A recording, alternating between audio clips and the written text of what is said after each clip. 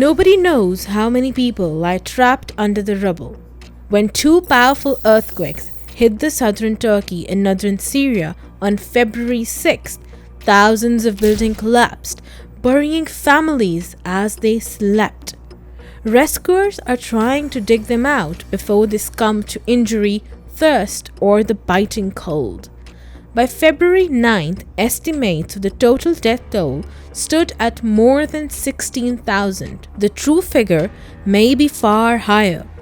The World Health Organization says it could be more than 20,000, which would make it even worse than the quake that struck the Izmit, 100 kilometers east of Istanbul, in 1999, killing some 18,000 people. Buckled roads, complex terrain, and the vast size of the affected area spreading out along the East Anatolian Fault for some 450 kilometers are making the relief effort hellishly difficult to manage. The earthquake struck parts of Syria where previously battered by a decade of war. Bashar al-Assad is so wary of outsiders and heedless of human life that he may impede access for foreign relief agencies. However, the reality is far graver than this. This reality can be traced back to the classical Western hypocrisy. But why so? Well, the answer is very simple. Since the outbreak of Syrian war in 2011, the US and its allies have put a wide spectrum of sanctions over Syria. The scope of these sanctions has only increased over time. On 29 April 2011, the United States imposed the first set of sanctions on the Syrian regime as a punitive response to its brutal repression of the peaceful demonstrations that had erupted in March 2011, calling for freedom, dignity, and human rights.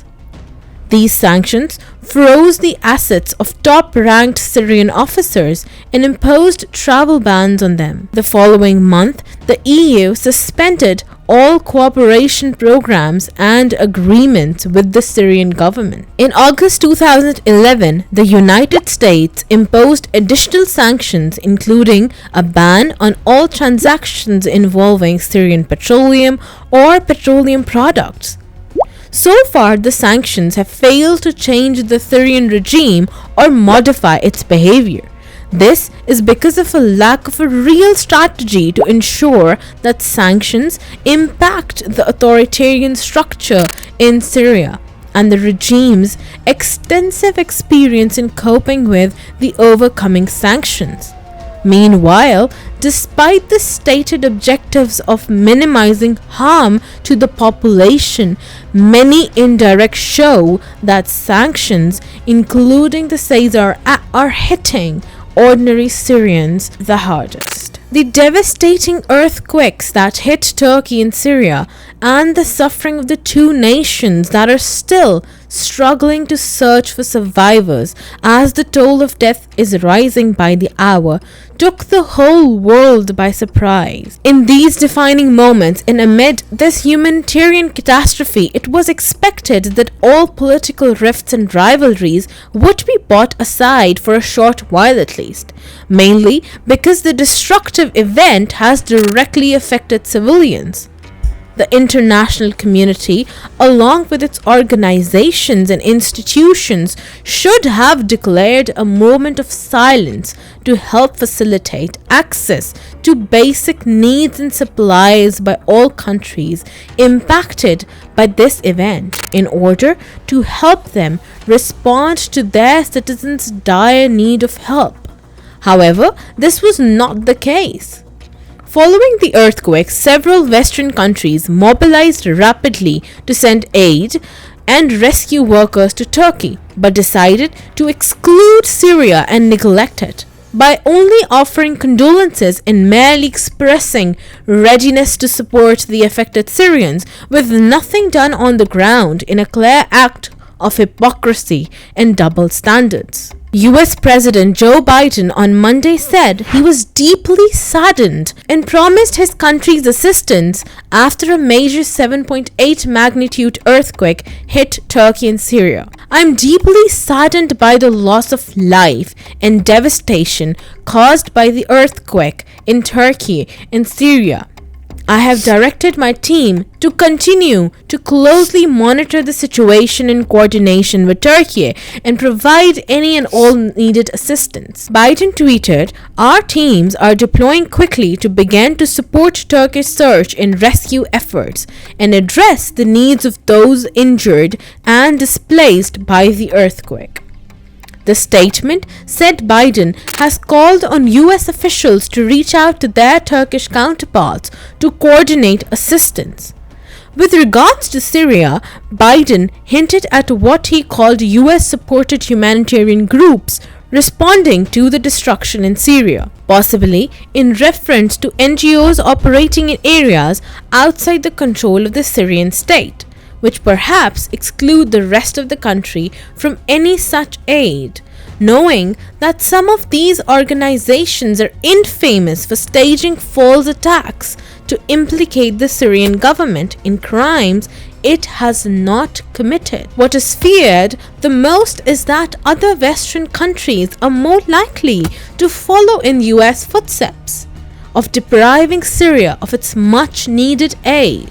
GoFundMe, a proclaimed leading platform for fundraising, has been found to be complicit in the US-waged war on Syria, complying with US sanctions prohibiting aid from making it to the disaster-stricken country. Several social media users went on Twitter to report on the issue after the fundraising firm suspended the fundraisers for Syria after the earthquake. One individual, Kevork Alamsin, the founder of Syrian Analysis, reported that the company temporarily suspended our crowdfunding for the people affected by the earthquake in Syria.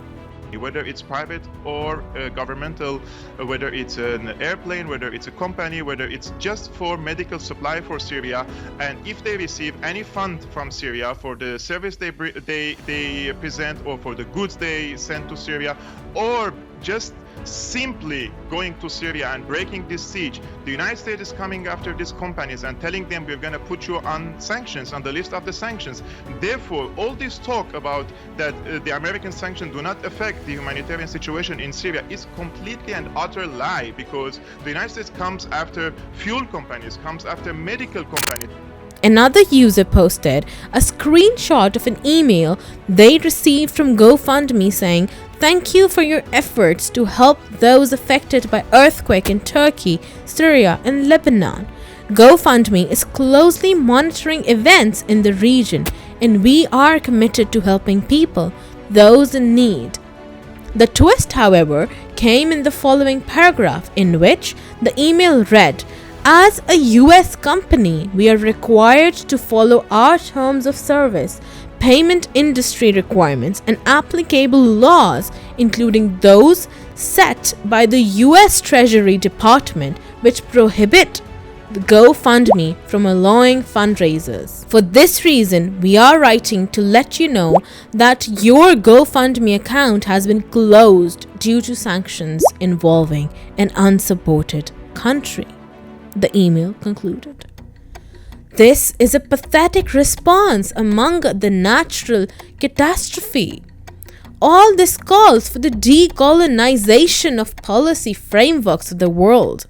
Non-Western international relations perspectives, including post-colonial, Marxist, feminist, and critical ire, call for a decolonization of the policy frameworks of the world. These perspectives critique the dominant Western-centric IR theories and practices and highlight the importance of taking into account the experiences, perspectives, and interests of the global South growth in marginalized communities in shaping the global governance. For short-term relief, the US sanctions in Syria must be lifted immediately, and its occupation and regime change operations must end. This must be combined with the mobilization of the social resources to provide emergency relief and rebuild infrastructure on a scientific basis to protect the population from earthquake.